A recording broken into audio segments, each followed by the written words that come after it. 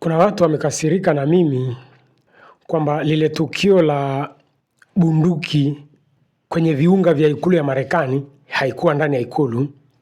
Nimewadanganya kwamba tukio halikuwa ikulu na mimi nikakazia ni ikulu. Kizuri ni kwamba ni mazingira ya ikulu. Maana mimi nilivyoipata ile sentence kwamba kuna tukio la bunduki kwenye viunga vya ikulu kwenye shughuli ya rais na waandishi wa habari, sikutaka maneno mengi. Kwa nini? Kwa sababu najua ni igizo.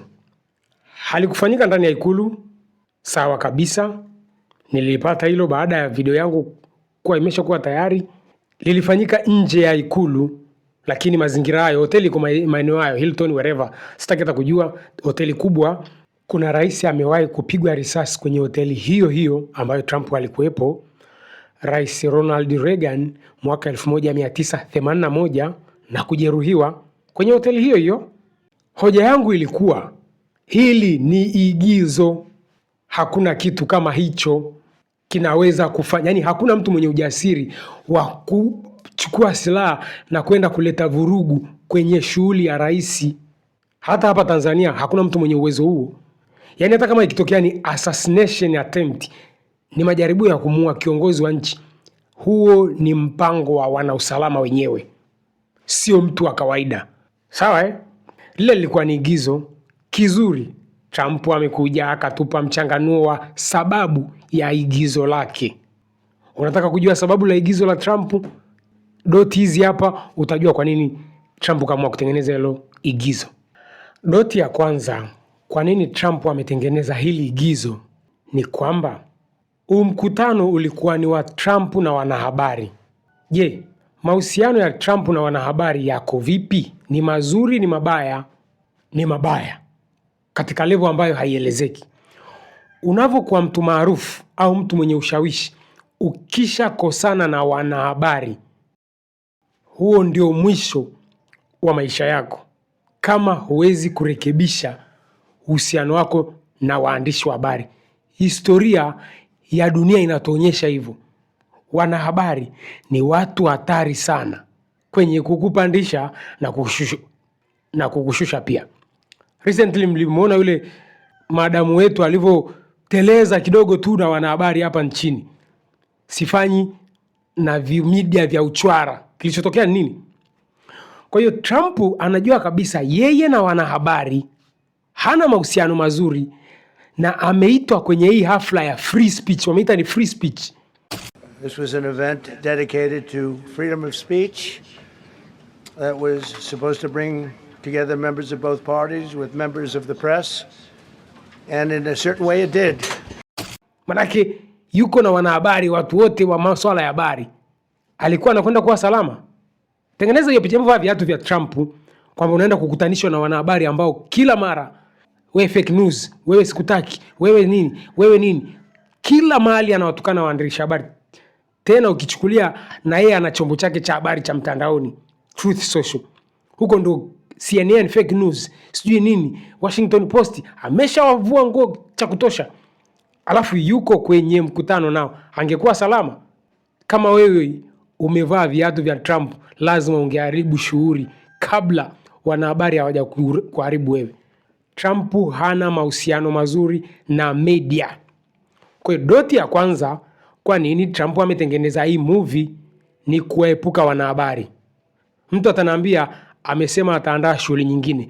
Wewe unafikiri hiyo shughuli nyingine anayoandaa ataandaa siku anayojua yeye na atawaita watu wake? Haiwezi kuwa kama hii ambayo ameiharibu. Doti ya kwanza ndio hiyo, Trump amewakwepa wanahabari. Doti ya pili, Trump ana project kubwa sana anaifanya kwenye ikulu ya Marekani. Inaitwa Ballroom. Ni ukumbi. Yaani manake ili tukio lingetakiwa lifanyike katika Ballroom ambayo ingekuwa kama imeshakamilika.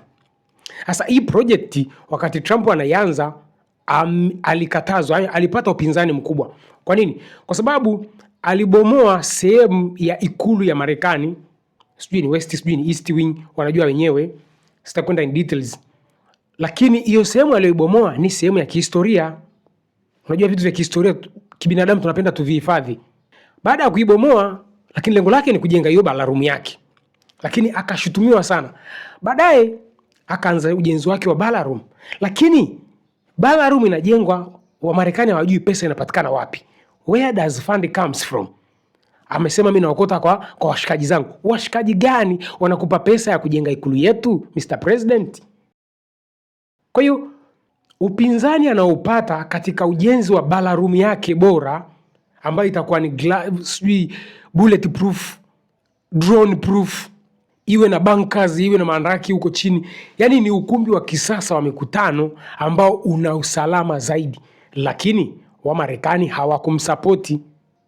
Kwa hiyo movie hii Trump ameweka wazi, ndio maana inabidi tuwe na ballroom yetu, tuepuke na haya matatizo. I didn't want to say this, but this is why we have to have all of the attributes of what we're planning at the White House. It's actually a larger room, and it's much more secure. It's drone proof, it's bulletproof glass. We need the ballroom. That's why Secret Service, that's why the military are demanding it. They've wanted the ballroom for 150 years for lots of different reasons, but today's a little bit different because today we need levels of security that probably nobody's ever seen before.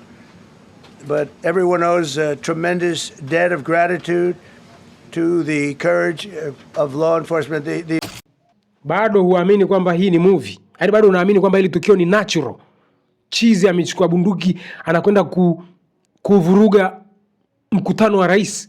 Hayupo huyo chizi dunia nzima wa kuchukua bunduki na kwenda kuharibu mkutano wa rais. Hicho kitu hakipo.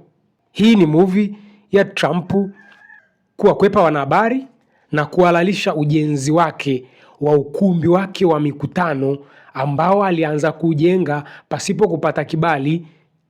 Sasa anapata kibali kwa sababu alitaka kuuawa. Kumbuka kwenye hoteli hiyo hiyo kuna rais alipigwa risasi, Bwana Ronald Reagan mwaka 1981. Hoteli hiyo hiyo ambayo Bwana Trump tukio la bunduki limetokea. Kwa nini usiunganisha doti? Akienda kwenye vikao vya kudai uhalali wa kujenga ballroom yake, hana hoja nzuri kwamba Ronald alipigwa risasi hapa, mimi kidogo na mimi nipigwe risasi. Kwa nini sijenge ballroom bora, mambo ya ikulu yakawa yanafanyika ndani ya ikulu? Hoja yangu ni tukio la Trump ni movie, hakuna uhalisia wowote kwamba ni chizi anamchukia Trump, anaenda kuharibu shughuli ya Trump. Hicho kitu hakipo. Kwa hiyo wale mliokasirika nimewadanganya. Hoja yangu ni kwamba matukio ya bunduki kwenye mikusanyiko ya Trump ni movie, kwa sababu yeye mwenyewe ni mwigizaji. Tena sio mwigizaji wa kawaida, Hollywood certified actor. Huyu ni mwigizaji mwenye vyeti vyake vyote vya uigizaji katika kiwanda cha movie cha Hollywood. Tuelimike, sio wasomi.